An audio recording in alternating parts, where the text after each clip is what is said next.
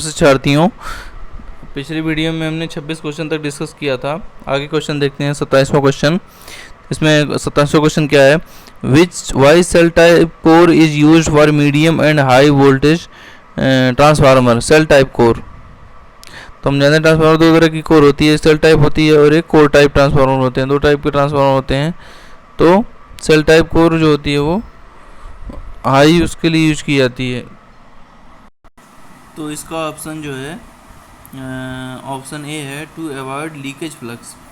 कि cell type transformer इसीलिए use होते हैं जिससे लीकेज फ्लक्स कम से कम हो, क्योंकि सेल टाइप में क्या होते हैं, एक सेंट्रल कोर होती है, उसी पे पहले हाई वोल्टेज वाइंडिंग, पहले लो वोल्टेज वाइंडिंग, फिर उसके ऊपर इंसुलेशन लगा के फिर उसी के ऊपर हाई वोल्टेज वाइंडिंग को लपेट दिया जाता है। तो इस तरह से एक वाइंडिंग का फ्लक्स दूसरे में आसानी से लिंक हो जाता है, कोई भी फ्लक्स इधर उधर अनावश्यक नहीं फैलता है। तो लीकेज फ्लक्स कम हो गया, लीकेज फ्लक्स कम हो जाएगा तो ज़्यादा हमें वोल्टेज मिलेगा, एफिशिएंसी ज़्यादा होगी ट्रांसफार्मर की। तो सेल टाइप ट्रांसफार्मर की एक एडवांटेज ये है कि इससे लीकेज फ्लक्स कम हो जाता है। ठीक है, तो ऑप्शन ए सही है, to avoid leakage flux. 28 question देखिए, which type of transformer is used in automobile. मतलब ऑटोमोबाइल में कौन सा ट्रांसफार्मर यूज किया जाता है। ठीक है, तो ऑटो ट्रांसफार्मर में इग्निशन ट्रांसफार्मर यूज किया जाता है। ऑप्शन बी सही है इसमें, इग्निशन ट्रांसफार्मर। ठीक है, क्योंकि इग्निशन ट्रांसफार्मर क्या होता है कि फ्यूल को, जो पेट्रोल होता है, पेट्रोल और एयर का मिक्सर होता है, उसको इग्नाइट करता है, उसमें स्पार्क प्रोड्यूस करता है जिससे कि उसमें आग लग जाए। तो इग्निशन ट्रांसफार्मर जो आग इनिशिएट करे। ठीक है, ऑप्शन बी सही है। क्वेश्चन नंबर 29 देखिए, which transformer is classified based on the shape of the core. Sorry, तो कोर के शेप के आधार पर ट्रांसफार्मर का क्लासिफिकेशन पूछ रहा है।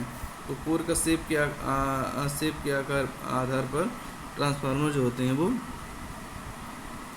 कोर टाइप होते हैं और सेल टाइप होते हैं, दो तरह के ट्रांसफार्मर होते हैं। तो इसमें क्लासिफिकेशन जो होगा वो सेल टाइप ट्रांसफार्मर होगा। ऑप्शन बी सही है। ठीक है, और क्वेश्चन नंबर 30 देखिए,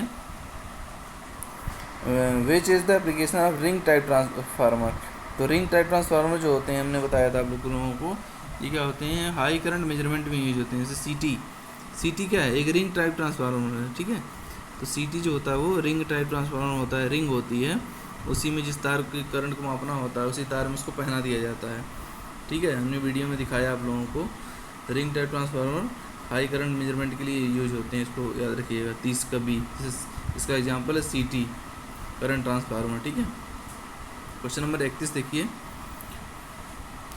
ट्रांसफार्मर की कैपेसिटी किस में देते हैं। तो बहुत ही फेमस क्वेश्चन है ये। ट्रांसफार्मर की कैपेसिटी हमेशा केवीए में होता है, किलो वोल्ट एम्पियर या MVA, mega volt ampere, KVA या एमवीए या वीए। ठीक है, तीनों बात सही है। ट्रांसफार्मर की रेटिंग एमवीए में, केवीए में या फिर वोल्ट एम्पियर वीए में होती है, न कि वाट में या किलो वाट में। ठीक है, तो ऑप्शन बी इसमें सही है, किसका बी। किलो वाट आवर हम जानते हैं किसकी यूनिट होती है, इलेक्ट्रिकल एनर्जी की यूनिट होती है किलो वाट आवर। ठीक है, और किलो वाट किसकी यूनिट होती है, पावर की यूनिट होती है। ट्रांसफार्मर की यूनिट हमेशा वोल्ट एम्पियर या किलो वोल्ट एम्पियर या मेगा वोल्ट एम्पियर, वीए, केवीए या एमवीए में होती है। इसको याद रखिएगा, बहुत ही इम्पोर्टेंट चीज़ है ये आपकी ट्रेड के लिए। ठीक है, इसका 32 का ऑप्शन देखिए, which part of transformer is use to compensate the voltage drop to consumer receiving from generating station. का मतलब ये है कि जनरेटिंग स्टेशन से कंज्यूमर पॉइंट तक वोल्टेज जो बीच में ड्रॉप कर जाता है उसको पूरा करने के लिए ट्रांसफार्मर में कौन सा पार्ट होता है। ठीक है, तो ट्रांसफार्मर में बताते हैं टैप चेंजर होता है। ठीक है, 32 का ऑप्शन डी। टैप चेंजर का काम होता है कि जैसे एनटीपीसी में बिजली बन रही है। ठीक है, बिजली बन रही है तो वहाँ से भेजा गया तुम्हारा 400 किलो वोल्ट, तो यहाँ तुम्हारे जो है कोनेरा में जो बिजली रिसीव हुई, यहाँ पे 400 किलो वोल्ट ना रिसीव होके यहाँ पे मान लो रिसीव हुई तुम्हारी 350 kVA। ठीक है, क्योंकि बीच में वोल्टेज ड्रॉप भी हो जाता है, लाइन उतनी दूर से आती है। तो क्या करते हैं कि एनटीपीसी में ट्रांसफार्मर रखा है उसके टाइप चेंजर से उसके वोल्टेज को बढ़ा देंगे, तो वहीं से हम 450 वोल्टेज भेजेंगे। जब 450 वोल्टेज भेजेंगे तो 50 वोल्टेज यहाँ घट जाएगा, तो पहुँचते पहुँचते यहाँ 400 kVA पहुँच जाएगा। ठीक है, तो जो लाइन लॉस होता है, वोल्टेज ड्रॉप होता है, उसको दूर करने के लिए टैप चेंजर का प्रयोग करते हैं। इसमें जो है क्वेश्चन नंबर 32 का डी ऑप्शन सही है। ठीक है, आगे क्वेश्चन देखिएगा 33, which condition the efficiency of a transformer is maximum. बहुत ही इंपॉर्टेंट क्वेश्चन है। ट्रांसफार्मर दो लॉसेस होती हैं, दो हानियाँ होती हैं। एक होती है कॉपर लॉस जो कि करंट के कारण होती है, एक होती है आयरन लॉस जो कि एडी करंट लॉस और हिस्टैरिसीस लॉस का सम होता है। तो ट्रांसफार्मर की एफिशिएंसी ज़्यादा तब होती है जब कॉपर लॉस आयरन लॉस के बराबर हो जाए। ठीक है, इसमें ऑप्शन बी सही है। 33 का बी बहुत ही फेमस क्वेश्चन है, इसको याद रखिएगा। 34, विच लॉस इज़ वेरिएबल लॉस। ठीक है, कह रहा है कौन सा लॉस जो है ट्रांसफार्मर का वेरिएबल लॉस है, मतलब जो घटता बढ़ता रहता है। तो ट्रांसफार्मर में ये पहली चीज़ तो आप लोग ध्यान में रख लीजिए, ट्रांसफार्मर दो लॉसेस होती हैं, एक होता है कॉपर लॉस, एक होता है iron loss. Copper loss current पे डिपेंड करता है, करंट के स्क्वायर पे डिपेंड करता है, और आयरन लॉस फ्लक्स पे डिपेंड करता है। ठीक है, तो करंट चूँकि घटती बढ़ती रहती है लोड के अनुसार, तो कॉपर लॉस घटता बढ़ता रहता है। तो कॉपर लॉस कौन सा लॉस हो गया, वेरिएबल लॉस, जबकि आयरन लॉस क्या होता है, कांस्टेंट लॉस होता है। ठीक है, तो इसका ऑप्शन जो है वो कौन सा सही है, इसका ऑप्शन ए सही है, कॉपर लॉस। 34 का ऑप्शन ए कॉपर लॉस। ठीक है, आगे क्वेश्चन देखते हैं 35वां question, which loss is determined by conducting short circuit test. तो शॉर्ट सर्किट टेस्ट से हम क्या पता करते हैं, कॉपर लॉस पता करते हैं। इसको ये ध्यान में रखिएगा, बहुत ही इंपॉर्टेंट क्वेश्चन है। Short circuit test copper loss के लिए, open circuit test iron loss के लिए। ठीक है, तो इसका जो है ऑप्शन डी सही है। अगला क्वेश्चन देखते हैं 36वां question, which loss is constant for no load and all load condition. तो वही आ गया बात ना कि कौन सा लॉस कांस्टेंट होता है नो लोड से फुल लोड तक, मतलब हमेशा कांस्टेंट बना रहे, तो कौन सा लॉस होगा, आयरन लॉस होगा। तो ऑप्शन बी सही है इसमें। ठीक है, 37 क्वेश्चन देखिए क्या है कि इसमें ओवरलैपिंग हो गया है, चूँकि हमने इस पीडीएफ को पीपीटी में कन्वर्ट किया है, तो इसमें कुछ कंटेंट हमारे ओवरलैप हो गए हैं, तो उसे नो डाउट कोई परेशानी की बात नहीं है, मैं उसको हिंदी में बता दे रहा हूँ। ठीक है, बुशिंग ट्रांसफार्मर, ठीक है, पूछ रहा है इस क्वेश्चन 37वां क्वेश्चन पूछ रहा है कि ट्रांसफार्मर में बुशिंग का क्या काम है। ठीक है, बुशिंग आप लोग जानते हैं, ट्रांसफार्मर के आगे 3 जो थुम्बा निकला नहीं होता है, 3 पोर्सेलिन चीनी मिट्टी के बने हुए, तो उसका काम क्या है कि जो टर्मिनल निकले होते हैं उसमें वो क्या करते हैं, ट्रांसफार्मर की सप्लाई को, जो बाहर से सप्लाई आती है उसको उस पर रिसीव करते हैं। ठीक है, मतलब कि ये प्राइमरी टर्मिनल होते हैं। तो 37 का ऑप्शन में इसमें बी सही है, to connect both input and output terminals. ठीक है, तो जो बुशिंग निकले होते हैं, बुशिंग तुम्हारा आगे की तरफ जो निकला होता है वो इनपुट होता है, जो पीछे निकला होता है वो आउटपुट होता है। ठीक है, तो ऑप्शन बी सही इसमें। 38 देखिए, which type of test is known as DGA test in transformer bushing testing. ठीक है, तो डीजीए टेस्ट जो होता है ट्रांसफार्मर बुशिंग टेस्ट का, वो किस टाइप का होता है, तो उसका ऑप्शन है डिजॉल्व्ड गैस एनालिसिस। ठीक है, डीजीए का फुल फॉर्म ही होता है डिजॉल्व्ड गैस एनालिसिस। ठीक है, तो ये टेस्ट इसलिए होता है, ये ट्रांसफार्मर का बुशिंग टेस्ट है, ये टेस्ट होता है कि ट्रांसफार्मर की ऑयल में कौन कौन सी गैसें घुली हुई हैं। ठीक है, dissolved gas analysis DGA test, option D सही है। 39वां देखिए, which is the advantage of auto transformer over 2 winding transformer. 2 winding transformer के आगे ऑटो ट्रांसफार्मर का क्या जो है वो बेनिफिट है। ठीक है, तो उसका बेनिफिट क्या है, 39 का देखेंगे हम। 39 का ऑप्शन जो है बी सही है, बेटर वोल्टेज रेगुलेशन। ठीक है, तो इससे वोल्टेज का रेगुलेशन, मतलब वोल्टेज में उतार चढ़ाव कम होता है, किसमें, ऑटो ट्रांसफार्मर में, in comparison to 2 winding transformer. 40वां क्वेश्चन देखते हैं, ऑप्शन बी सही है 39वां का। 40वां question, which is the application of auto transformer. Auto transformer का काम क्या है। ठीक है, तो ऑटो ट्रांसफार्मर का काम जो है वो है सर्वो लाइन करेक्टर्स में, ऑप्शन ए सही है। ठीक है, तो इतना क्वेश्चन हो गया। अब आगे चलते हैं हम लोग।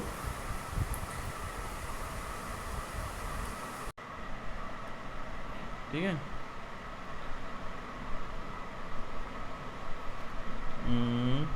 इस पे चलते हैं, तो ये देखिएगा थोड़ा सा, इस पे चलते हैं।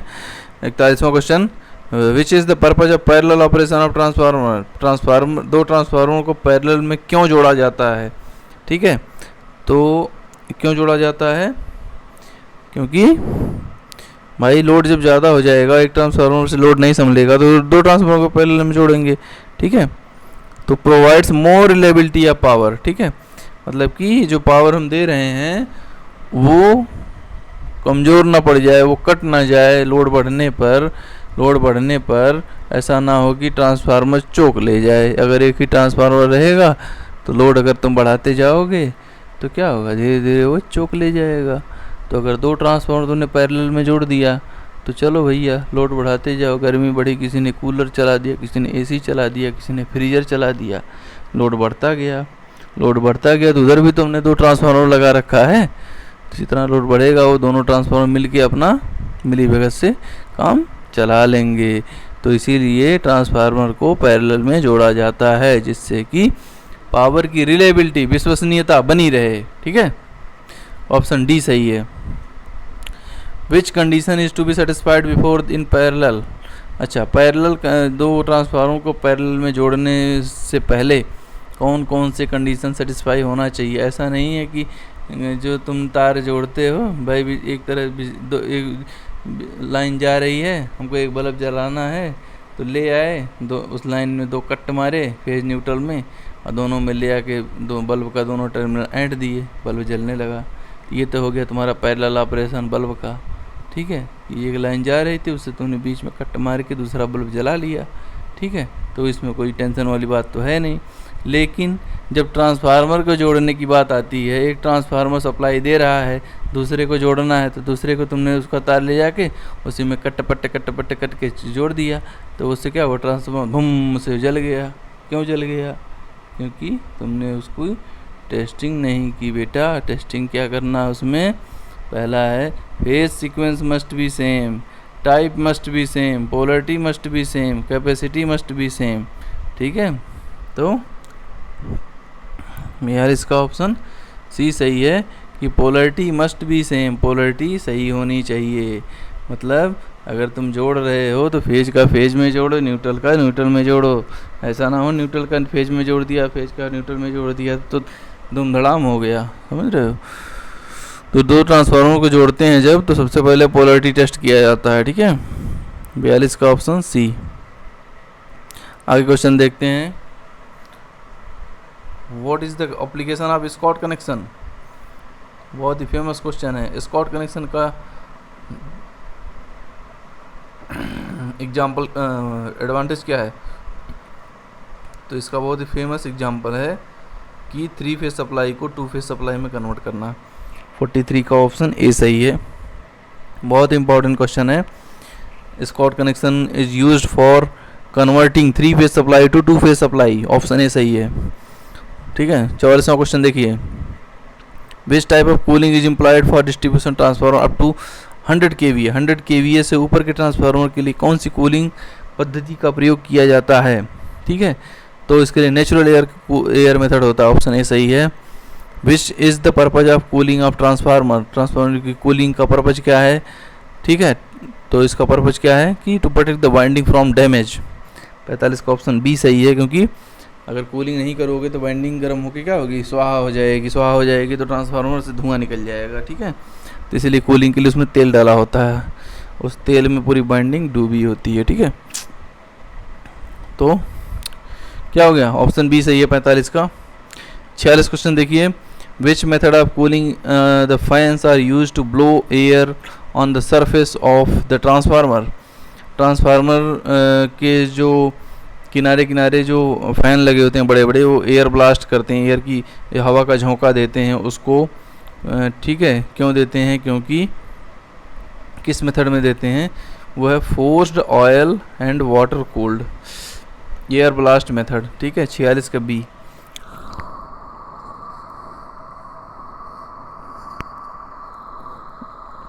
46 का ऑप्शन बी है, उससे एयर ब्लास्ट मेथड होता है। एयर ब्लास्ट मेथड का मतलब कि यही हवा का झोंका देकर ट्रांसफार्मर के तेल को ठंडा करना।